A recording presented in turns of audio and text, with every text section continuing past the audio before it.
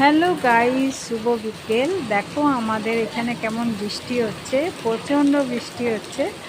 আর এখন বিকেল 4টে বাজছে। আর তোমরা তো জানোই বাঙালিরা ভাত খেয়ে একটু ঘুমোয়, তো সবাই ঘুমোচ্ছে আর আমি ভাবলাম ছাদে গিয়ে একটু শর্টশট করব।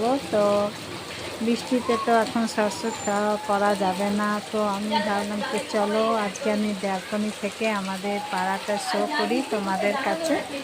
প্রচণ্ড বৃষ্টি পড়ছে এখানে, দেখো সবাই রেনকোট পরে আসছে। তো গাইজ এটা আমাদের একটা পাড়া এটা। আর এই যে গাড়িগুলো দেখছো এগুলো আমার নিজস্ব, এগুলো আমাদের ভাড়া খাটায়। কিছুটা শখও বলতে পারো, আর কিছুটা পকেট মানিও বেরিয়ে যাবে। প্লাস যারা চালায় ওরা খুব গরিব, তো ওদেরও একটা আয় রোজগার হয়ে যাবে। সবটাই আমার মানে ভেবে আমি এগুলো নিজে কিনেছি। তো এগুলো আমার ভাড়া খাটে। আর তোমাদের সমাধি দেখো এখানেই দাঁড়িয়ে আছি।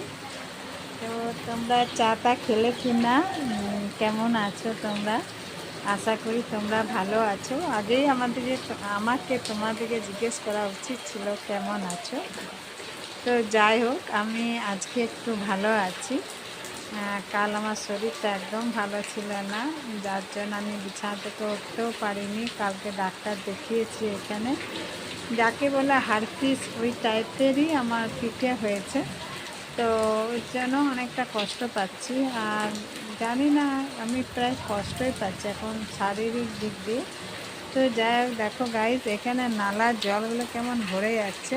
মানে এখানে যখন বৃষ্টি হয় প্রচুর, তখন এখানে নালার জলগুলো ভরে যায়, এই রাস্তাটা ভরে যায়। এটা হলো আমার ব্যালকনি, আমি ব্যালকনিতেই দাঁড়িয়ে আছি। তো চলো গাইস, অনেকটাই তোমাদের কাছে শেয়ার করলাম। তো চলো, টাটা, ভালো থেকো।